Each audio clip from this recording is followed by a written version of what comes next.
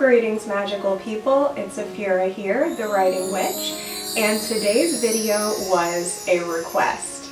So this week I decided to actually go through all of my YouTube video comments and see what some of the most common questions were that I've gotten, or just the most common things that people wanted to see on my channel. And then I picked the top 3 that I kind of felt like talking about, and then I posted them on Instagram, in my Facebook group, and in my newsletter. And I asked people to vote which one they wanted me to talk about first. And the winner by a landslide was Elemental Alchemy 101. I evoke the element fire to assert the will of my desire. With water, I evoke connection with kindred souls in self-reflection. I evoke the element earth to manifest abundant worth. Of air, I conjure knowledge and reason to know the cycles and the seasons. As above, so below, I free my spirit that I may grow. Alchemists of light and dark, on life's adventure we embark. So first things first, what are the elements? Well, the elements, at least in Western spirituality, are earth, air, fire, and water. And sometimes we also include the 5th element, which is spirit. So here's how I actually discovered this, and this might kind of give you some context as to how to work with elements in your path, other than simply having representations of the elements on your altar. Because that is one of the biggest things that I have heard people say as I was learning this in the beginning, as well as like people who have asked me questions about it. It's like, as witches, we're constantly told that the elements are important and that we should call upon the elements and that we should have elements present, but it isn't always clear what the actual point of that is.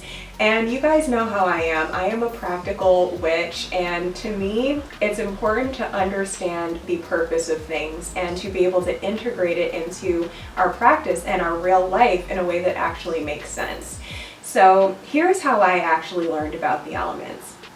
Way back in the day, in I think 2014, I got this intuitive sort of idea to get into tarot cards, because I had always loved the concept of different types of cards, because I grew up watching card captors, and for my college project I actually did a deck of playing cards where each card was like a sort of different esoteric character, mostly just like fairy tale and movie characters, because I really didn't know much about magic at the time.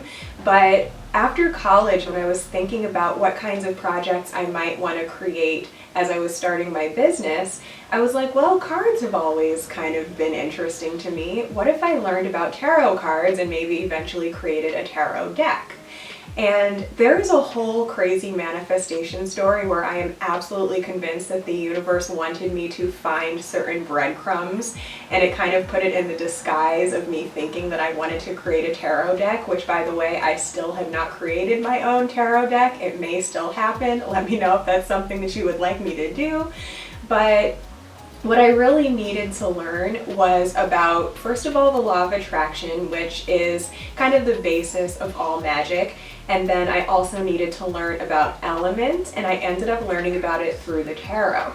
So when I manifested my first tarot deck, I started to learn about the fact that each of the suits of the standard tarot deck represents one of the elements. So if you're familiar with the tarot, you know that the major arcana represents spirit, which is essentially our soul's journey, or our consciousness, or what we are experiencing as a living being. And then the other suits, which are the minor arcana, are the 4 suits that are similar to the same 4 suits you would see in any card deck, but they are the wands, the cups, the swords, and the pentacles.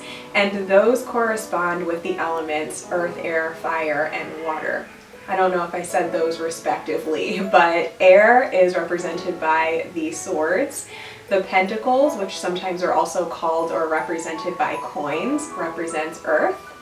Fire is represented by wands, and then water is of course represented by cups. So as I was learning about what these different suits represent in our lives as we're doing readings for ourselves, it actually became a natural sort of second language to be able to see how elements are always at play in our lives.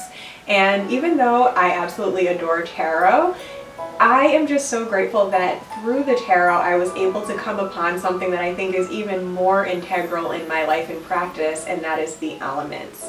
So let's dive a little bit into what each of the elements represents, and then I'm going to go into how to actually work with the elements if you are a normal person. Well, none of us watching this channel are totally normal, but if you're a real person who has a real life and real goals, then just putting like symbols of elements on your altar may or may not actually help you to achieve the life that you are trying to create for yourself unless you know how to integrate it. So that's what's going to be a big part of this video. So let's begin with spirit. So spirit is the most difficult to explain because it is invisible. Spirit is your soul. Spirit is your consciousness. Spirit is the observer that is observing this outside world that we have manifested. It is also able to be represented by, say, your beliefs or your intuition or your rituals or kind of that kind of stuff, but essentially it's just the essence of being. Now, the other four elements, which are called the cardinal elements, are much easier to understand because obviously they are like physical and tangible concepts that we actually see, sense, touch, taste, etc. But we're also going to talk about the esoteric meaning of them in the alchemical system. If you don't know what alchemy is, there's a few different definitions for it. The old definition of alchemy is like, you imagine these old crackpot old wizards in, you know, the 1600s or prior, and they're like in a lab doing all kinds of weird stuff, drawing weird drawings, and the idea is that they were trying to transmute lead into gold. Now, I don't know if there's any truth to the idea that lead actually ever could be transmuted into gold physically, but in my understanding, now he's playing with a paper bag. We're gonna keep going.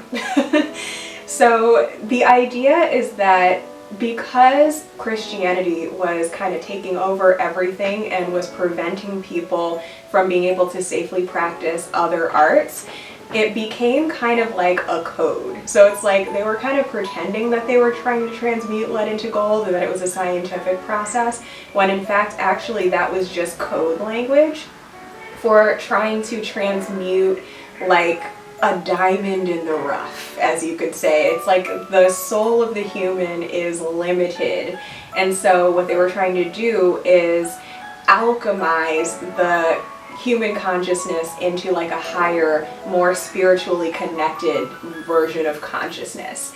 Now, if you actually want to research this, there's all different kinds of theories on this. That's just kind of what came out as I attempted to explain it today.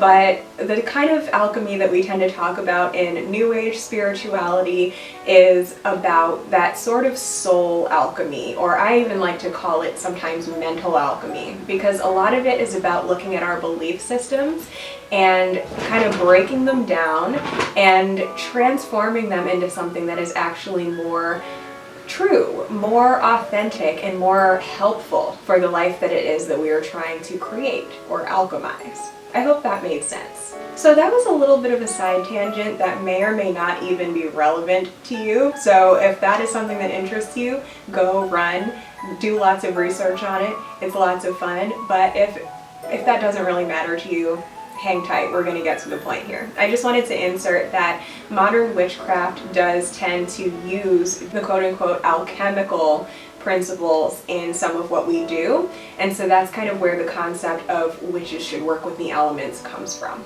So that being said, what is the esoteric or alchemical reason for each element? So air. Air is the element that represents mental stuff. So that's your mindset, your belief systems, your knowledge, your ideas, your sort of mental inspirations. A sense of clarity or lack of clarity is represented by how healthy your relationship is with the elements of air. It also represents communication and telecommunication. So for example, everyone's always talking about Mercury going retrograde. It messes up communication and it messes up your technology. Well, the idea behind that is that Mercury is a planet that is ruled by air, or rules air. And so things that are represented by or ruled over by air tend to get kind of confusing when Mercury is in retrograde. For example, so as an air sign, I have air as my sun sign, an Aquarius, and I also have air as my rising sign, a Gemini. I consider myself kind of an air witch, if we were going to put labels, right? Going back to the labels thing. Like my friend Tanae Stewart is very into looking at your astrology to understand what kind of witch you are, or like why you do what you do as a witch. And even though I'd never really thought about that until I listened to her podcast about it, it made so much sense, because as an air sign, I am very mental. And I'm a lot about like mindset and mental processing. And therefore, journaling is something that's ruled over by the air element. So it makes so much sense that I'm a journal witch. Again, going back to those unnecessary labels, right? So I love to process things by writing them out, by forming things into thoughts, forming things into ideas, by learning and researching things and then kind of running it through what seems true to me and creating new ideas on how I want to implement what I've learned and all of that kind of stuff.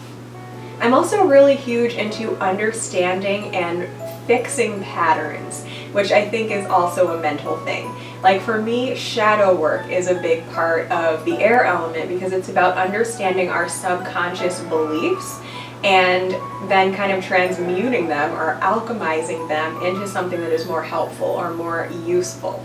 So moving on to the water element. The water element represents the heart. It represents any matters of the heart. So love, relationships, connection, feelings of connection of any kind, and all of those things that are kind of hard to explain because they're matters of the heart. It's very much about feelings and emotions. And so obviously that is a really important part of magic as well, because you can try to think your way through anything, but at the end of the day, magic and manifestation and just human experience in general happen through emotions. That is what gives life meaning, is our emotions. And so we have to evoke our desired feelings into the present moment in order to manifest something, right? In order to manifest the life that we want. So feelings equal water. Now, fire is the element of action, intention, passion, creativity. The kind of creativity that's more like, I don't like the way things are, and so I'm going to transform and transmute and alchemize this into something else, even if I have to burn everything down in the process and start all over from scratch, right? So I have my moon in Aries, so I'm also very partial to the fire element because it's so much about consciously choosing what we want and what we don't want, and then through that distinction being able to create change in our lives. And then finally there is of course the earth element, which I think is actually the easiest to understand. It is literally just anything that has first of all manifested into the physical realm, but it also represents just any of our physical needs and comforts like food, clothing, shelter, money. It can also kind of trickle into representing types of relationships as well. So even though relationships are generally ruled over by water because it's matters of the heart, it also kind of makes sense with earth too, because it's like, say for example, someone who lives with you and you see them every day, or you touch them, or you're building your physical 3D reality in tandem with that person. That relationship is part of your core grounding. It's part of your sense of stability. It is part of what is real for you. And that's kind of like what people mean when they say like, you're my rock, you're always there for me, you've helped me create my reality, you're my rock. It's kind of like that.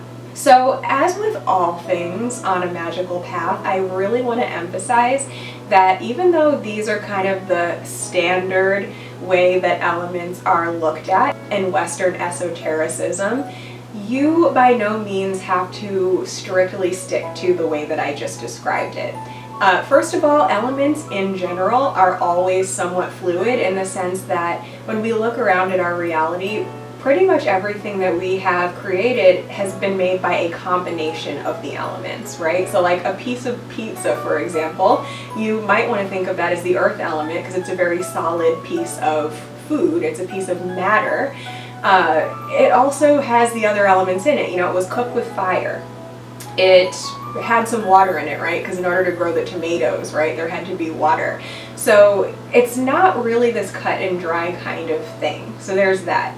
Another thing to keep in mind is that the Eastern philosophy version of elements is a little bit different.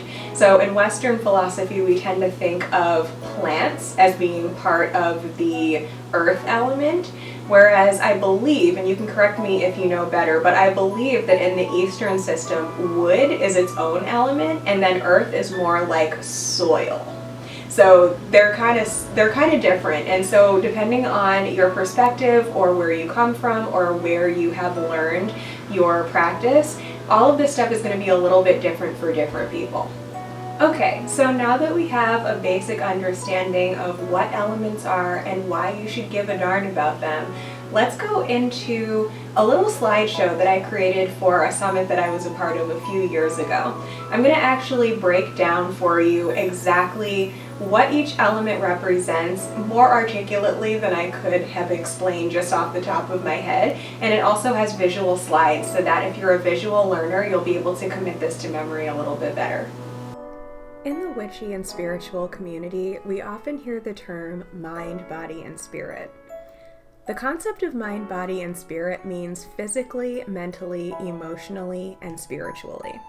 It's a way of saying balancing the elements. A wholesome self-care practice nourishes us via all 5 of the elements: earth, air, fire, water, and spirit. Body can fall into the category of earth because earth is the element that encompasses physicality as well as tangible resources as a whole. It includes physical health and wellness of the body, as well as pretty much anything and everything that represents physical, financial, or practical needs being abundantly fulfilled so that we can feel healthy, stable, resourceful, and fully supported, to feel at home in our environment. Think abundance, comfort, and luxury. Mind is the realm of air, which deals with mindset, thoughts, ideas, ideals, beliefs, communication, clarity of vision, and technology or systems that support you. This can take a plethora of different forms in your self-care practice, but the overall theme is one of setting yourself up to experience peace of mind and good mental health. What's interesting about the phrase body, mind, and spirit is that when we break it down into elements, what it's really saying in an abbreviated way is earth, air, and everything else. Used in this context, the term spirit encompasses not only what we witches traditionally think of as the spirit or ether element, but also the subtly different energies of fire and water elements as well. Water deals with emotionality and the ability to feel in your heart that you are loved, cared for, and intimately connected to yourself, others, and the universe at large.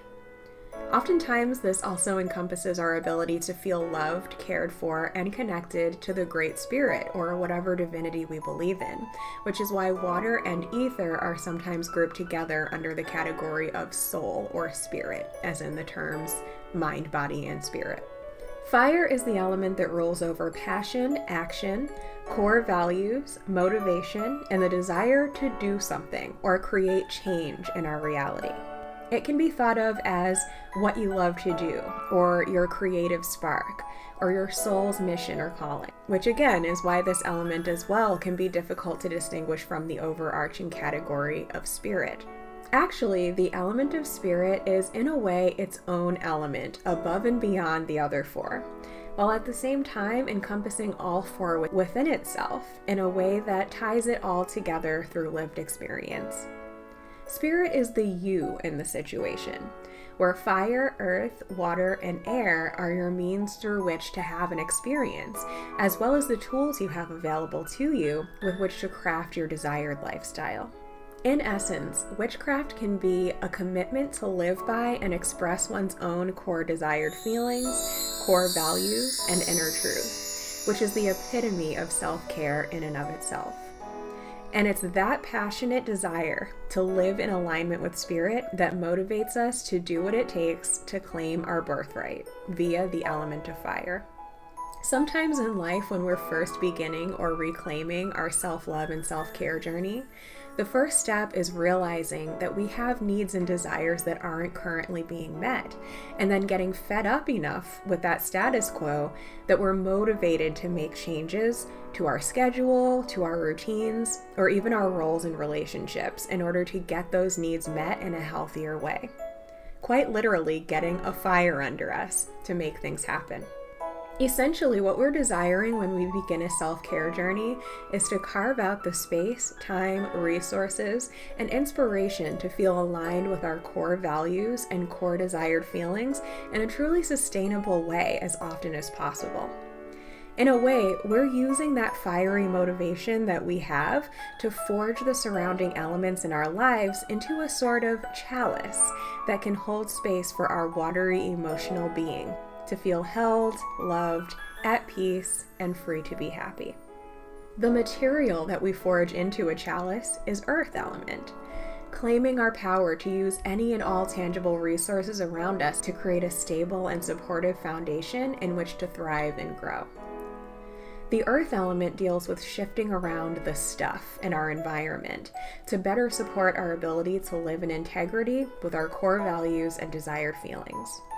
And that includes resources outside of ourselves, but also the environment of our body, which houses the spirit and is the most valuable physical tool that we have, with which to experience and interact with everything around us in this physical reality.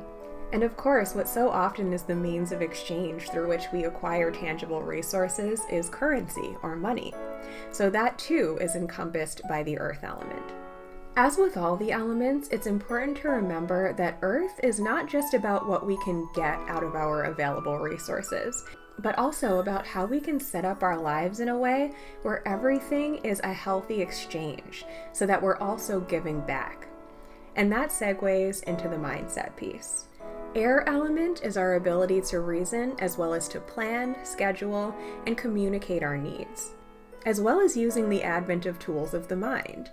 Things that help us compute systems to support ourselves and our relationships with everyone and everything around us. A lot of the time, it's necessary to clear up space in our mind so that we can have the breathing room to get clear on who we are, what our core values and desired feelings are, and how we truly wish to be spending our time and focusing our consciousness. And when we have that space to be at peace with ourselves, at peace with our place in the world and our environment, at peace with what's going on in our heads, and at peace with our ability to express our natural creativity, we are then empowered to experience the simple joy of being alive. A balanced self-care practice includes an element of each of the above themes.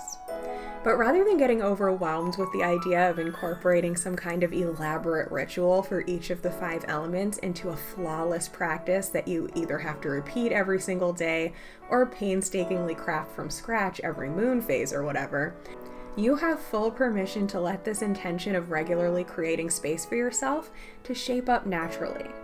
When we set the intention of crafting a practice and lifestyle that feels holistically fulfilling, the universe and our consciousness, which are arguably the same thing, has a way of organically discovering how to make that happen.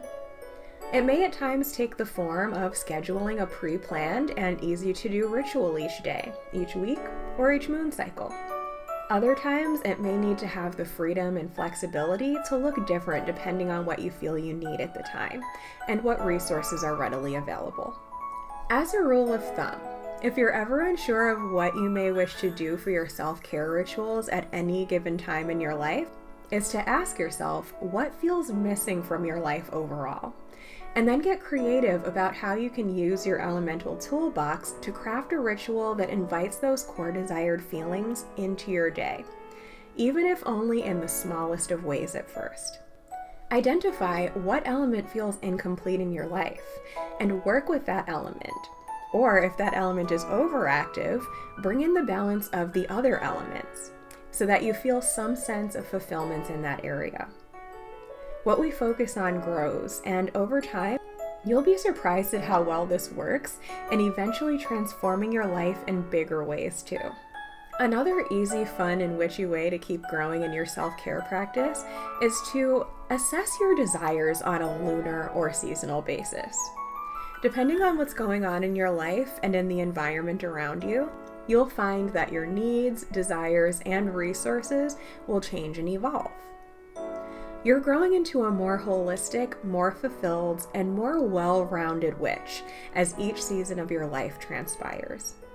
And don't worry, you don't even necessarily need to know all of the history and traditions of things like the Wheel of the Year, or the moon phases, or astrology, or anything else for that matter, in order to benefit from incorporating some of their simplest themes into your self-care rituals.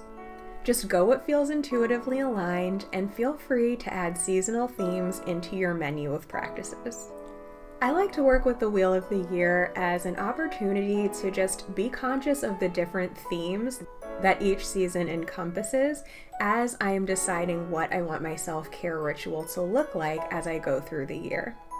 I've also created this genius, if I do say so myself, chart where we can actually work in each of the elements into a season so that we're having a balanced and nourishing practice throughout the year. So here is an example of an elemental self-care menu. Starting with Earth. Earth, as we know, is physicality, tangible resources, food, clothing, shelter, money, health, stability, security, the solid foundations to build a life on. Here are some examples of Earth elements that you may wish to add into your daily ritual. Cooking mindfulness, which is simply having positive intention or repeating a positive affirmation to yourself as you're cooking, knowing that you are programming your food with good vibes that will help to nourish you. Composting and recycling. By making sure that we are taking good care of Mother Earth, we are ensuring that Mother Earth will be able to take good care of us. Yoga, dance, or any kind of physical exercise, because this nourishes the body and our body is of the earth. Adding intention into fashion and beauty routines, because again, adorning the body celebrates Mother Earth. Gardening, of course. And of course, having a money altar or having money dates, which is where you look at your bank accounts or spend some time learning about finances while having a nice, beautiful, and enjoyable mood set with candles or nice music or anything that makes you feel at peace. Water. Water is, of course, emotion, connection, love, compassion, and nurturing, which are all about feeling the feels and cultivating emotional intelligence so that we're in integrity with what truly feels authentically fulfilling. Creative artistic expression also falls into the realm of water. Here are some examples of water elements you may wish to add into your daily ritual. Bath and shower mindfulness, which again is simply having an intentional mindset while you are working with the physical element of water. If you know anything about Dr. Emoto, you know that water can be programmed with intention in exactly the same way that crystals can. So it's very easy to remember that anytime you're working with water, to just be mindful of the energy that you're bringing into the space. This also goes for dishwashing, mopping, doing laundry, watering your plants, watering your pets, giving yourself your daily amount of water, flushing the toilet, and anything in between. Air. Air is mentality, systems, communication, decisions, ideas, ideals, and beliefs. In essence, it's the way we see ourselves and the world, which steers the direction of our lives. Some items that you may wish to include in your air element menu are reading or journaling, doing a facial steam or aromatherapy, meditation and mantras, breath work, voice recording, which is simply where you ramble into a recording device, which will help you to understand what's going on in your subconscious mind so that you can better understand and heal yourself and make decisions based on that information. Setting calendar events and reminders. Using color magic. And creating playlists to evoke a mindset or a mood. Fire. Fire is the element of motivation, intention, determination, passion, and the desire for change. It's literally the experience of contrast between what is and what we'd prefer, which lights a fire under your ass to create some change. Some items you may wish to include in your fire element menu are prioritizing taking action in general, working out, doing home improvement projects, doing EFT tapping or any kind of shadow work, and having burning ceremonies. Alright, so here is where it gets fun. Obviously, you might already have a million amazing ideas of how you could incorporate elements into your practice in an easy and tangible way just from watching the earlier part of this video. Or maybe you're realizing that some of the rituals, and by rituals I literally mean simple things just like brushing your teeth, right? Can already be evoking the elements if you're just consciously putting intention into it. So I want to talk to you about the way that I currently work with elements just in the past year that has completely changed my life in the most positive way. So as you know, I am the writing witch. I'm obsessed with journaling. I design journals, and I also create guided journaling adventures for people who want to have meaningful journal prompts that will actually guide them to better understand who they are, what their values are, and what they're choosing to create in the world. And I typically talk about my seasonal program, which is called Your Book of Seasons. And it's, of course, the plant tend harvest release cycle, which we touched upon briefly in the presentation. But the second part of Your Book of Seasons that I haven't really been talking about publicly yet is round 2. So round 1 is where you just get a feel for the energies in general of each of the seasons. Round 2 is where we are taking that a step further, and we're actually devoting an entire season on the witch's calendar to each of the elements and the combinations of each element. So here is a breakdown of what that looks like.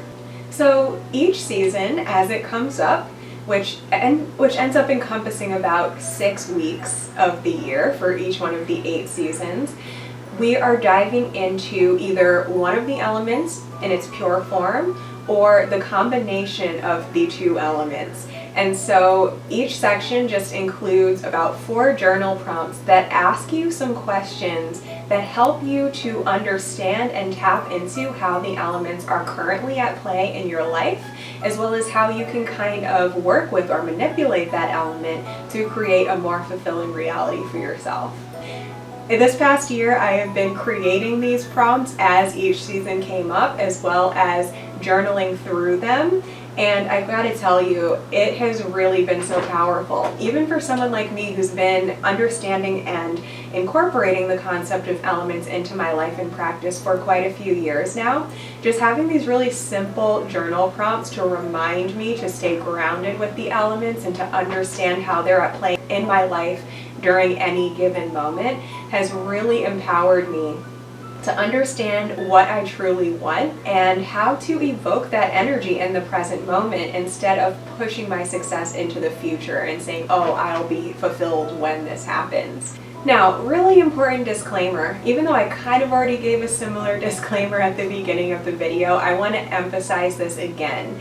None of this stuff is set in stone. So you will actually find that some witches actually work with the elements in completely different seasons than the way that I have it laid out here. I believe that people who are on like a more Celtic or Wiccan path have their seasons, their directions, and their elements set up to correspond with each other in a totally different way than the way that I do. I'm honestly not completely sure why they have it set up that way. I believe that it kind of originated with the location of where these ancient peoples, these Celtic peoples, would have been located. Like maybe there was water in a certain direction on the map, and so that's why they say that water corresponds with that direction. And then maybe because the weather was a certain way, they would connect water to that certain season. But I actually encourage everyone, depending on who you are, what your personal experience is, where in the world you've spent most of your life, to kind of ask yourself what seasons you would put with what elements. And you can totally customize this for yourself just based on what actually makes sense to you. So obviously I have mine set up in this way, and if you would like to join me for this journaling adventure, this is how we have it set up, so you'd have to kind of be okay with that in order to play along. But I don't even necessarily think that any element needs to be isolated to any particular season. For me, this was just a really fun idea that I had because it made sense with the way that I see elements and seasons, and it also kind of just simply gave us a practical, neat, and tidy way to make sure that we are focusing on and tapping into all of the elements within a year. Because sometimes we just need to do it the practical way, right? We just need to fit things in where they fit, right, in our busy modern lives. So on that note, if this journey is something that inspires you, I would love to invite you to come along with me. So there's a few different ways that you can do that. The first number one way that I recommend you join this journey is to actually join your Book of Seasons. This is where you get access to my entire library of content on alchemical and seasonal living, and you get lifetime access to all of the different journal page downloads that we are talking about here, as well as some other ones. So you can customize your journal as you go through this year and as you continue to grow along your path for future years. Now, if you would prefer to just dip your toe in the water, you can also just download specific sections. So if you, for example, are an air sign and you would like to tap into the air element to sort of give this practice a try, then there will also be a link below where you can just purchase lifetime access to the section that is on air. Another thing that I would like to address quickly is that I have been so excited about these junk journal Book of Shadows that I discovered how to make last year around the winter solstice, but I get it, they're complicated. Like, unless you're very crafty and you really want to kind of get your hands dirty and make these junk journals, it's kind of a lot. And that's why I would like to remember to also tell people that you can download all of these journal prompt pages in regular 8.5 by 11 sheets, and all you have to do is print them out, hole punch them, and stick them in a binder, and there's no complicated crafting whatsoever if you decide to do it that way. So I would just like to say thank you so much to everyone who participated in the polls when I was asking what you guys wanted to learn about next. I am actually in a ridiculously transformative alchemical transformation in my life right now, where as an artist, as a mentor, as a content creator, and just as a soul, man, just like as a human, I have been experiencing just like so many changes and so many shattering of beliefs and just transformation on all levels. And one of those is realizing that for a very long time I've been trying to teach magic in the way that I feel like makes sense, but I haven't been as good as I could be about making it about community and actually asking people, like, what do you want to hear about? And as a human design projector, it is extremely important for me to actually have an invitation from someone in order to have sort of a ground to speak about something that I'm expecting to benefit other people. So I really want to say thank you to anybody who contributed to let me know that this is something that you wanted to hear about. And even if you didn't, just thank you for being here and for supporting this really interesting journey that I have been on. And I'm going to be doing a lot more polls in the future. So as I mentioned, solitary practitioner tips is something that's going to be coming up soon because people have mentioned that that is something that's really important to them.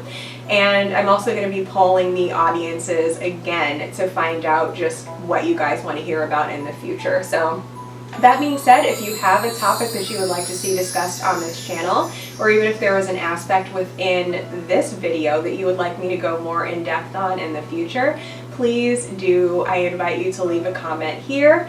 I would also love to invite you to join my Facebook group, which is just The Writing Witch on Facebook.